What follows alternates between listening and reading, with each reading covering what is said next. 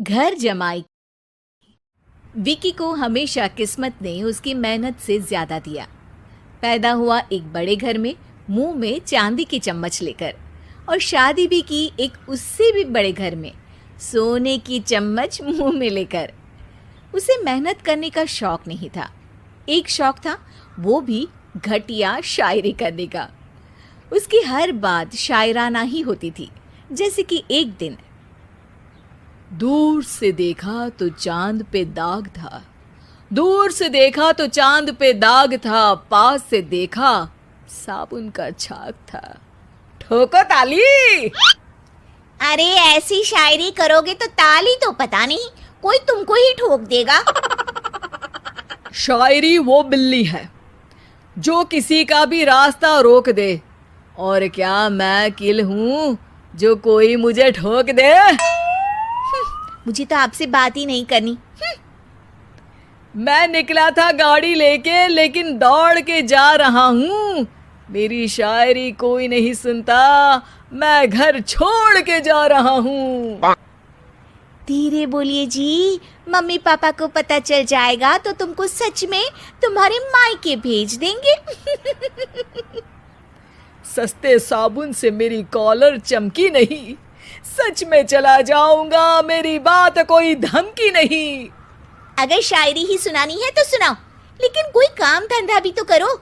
मेरे पिताजी के पास बहुत पैसा है, तो घर जमाई बन के खा रहे हो, और कल जा रहे हो ना अपने मायके, तो आज ही चले जाओ मेरी बला से।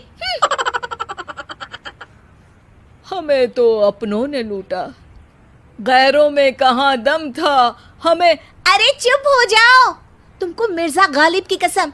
अरे जाना है तो जाओ, लेकिन पहले मेरे मम्मी पापा से मिलकर जाओ, वरना वो क्या सोचेंगे। लेकिन विकी अकेले ही अपनी कार लेकर अपने मायके यानी कि अपने खुद के घर पहुंच जाता है। अरे बेटा, तू अचानक, बहू कैसी है?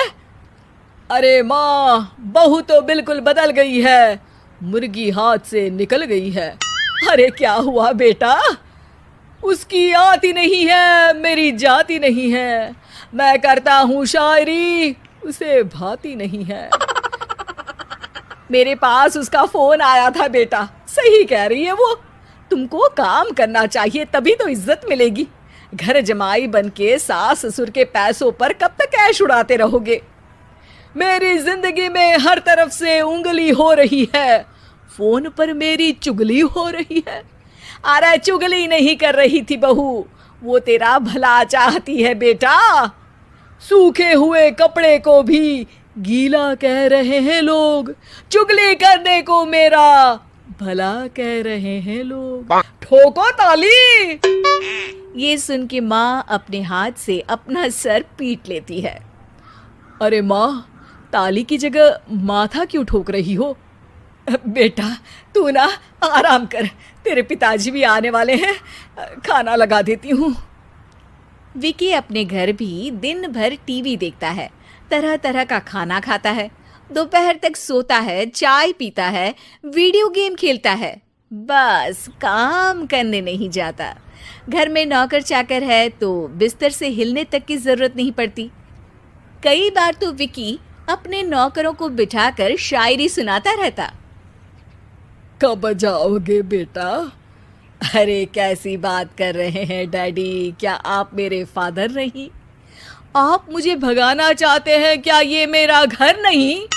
अरे नहीं बेटा, तुम्हारा ही घर है। हम तो चाहते थे कि तुम यहीं रहो और मेरा काम आगे बढ़ाओ, लेकिन तुम ही चले गए घर जमाई बनने। अरे मेहनत तो गधे भी करते हैं, मैं अच्छी किस्मत लेके पैदा हुआ हूँ, मैं घर जमाई हूँ, ससुराल का फूल गेंदा हुआ हूँ। ठोको ताली। पिताजी और माँ सच में ताली बजा देते हैं। ऐसा पहली बार होता है जब विकी की शायरी पर किसी ने ताली बजाई हो।